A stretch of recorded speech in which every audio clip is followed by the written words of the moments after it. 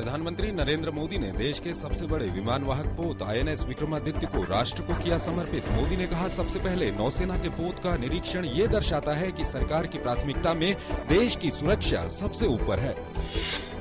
प्रधानमंत्री ने रक्षा क्षेत्र के लिए स्वदेशी प्रौद्योगिकी विकसित करने पर दिया जोर। गोवा के समुद्री तट पर INS विक्रमादित्य में सवार होकर नौसेना की शक्ति और क्षमता की समीक्षा की। एक पद एक पेंशन को लागू करने का दिया आश्वासन। नरेंद्र मोदी ने बराबरी के आधार पर दूसरे देशों के साथ संबंध बनाने पर दिया जोर और सुरक्षित अंतर्राष्ट्रीय समुद्री व्यापार को सुनिश्चित करने में भारतीय नौसेना की महत्वपूर्ण भूमिका की सराहना की। रक्षा मंत्री अरुण जेटली जम्मू और कश्मीर के 2 दिवसीय दौरे पर राज्य में सुरक्षा की स्थिति की करेंगे समीक्षा।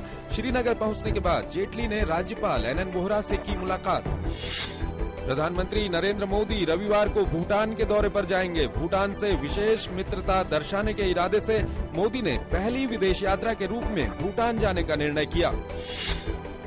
इराक में विद्रोहियों ने कल सादिया और जलावला शहरों पर भी कब्जा कर लिया। मोसुल शहर पर कब्जे के बाद सुन्नी इस्लामिक विद्रोहियों के हौसले बढ़ गए हैं। अमेरिकी राष्ट्रपति बराक ओबामा ने इराक में अपनी सेना भेजने से किया इनकार। उन्होंने कहा है कि जब तक इराक अपनी अंदरूनी राजनीतिक समस्याओं को खुद हल नहीं करता है, बाहरी सैन्य सहायता से वहां की स्थिति में कोई खास फर्क नहीं पड़ेगा। वित्त सचिव अरविंद मायाराम ने कहा, भारत को लंबे समय तक निर्बाध तरीके से कच्चे तेल की आपूर्ति में बाधा का कोई सवाल नहीं। इराक संकट के मद्देनजर सरकार हालात पर रखे हुए है नजर।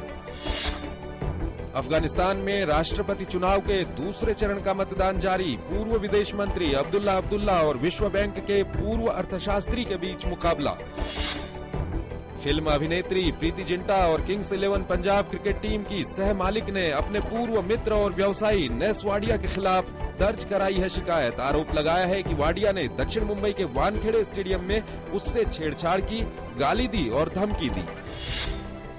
राष्ट्रीय महिला आयोग की अध्यक्ष ममता शर्मा ने कहा कि प्रीति जिंटा के मामले को आयोग देख रहा है और मामले में आवश्यक कार्रवाई की जाएगी। रक्त के महत्व को लेकर जागरूकता फैलाने के लिए हर साल 14 जून को विश्व रक्तदाता दिवस मनाया जाता है। इस दिन ब्लड ग्रुप के खोजकर्ता और नोबेल पुरस्कार से सम्मानित कार्ल लैंडस्टाइनर का जन्म हुआ था।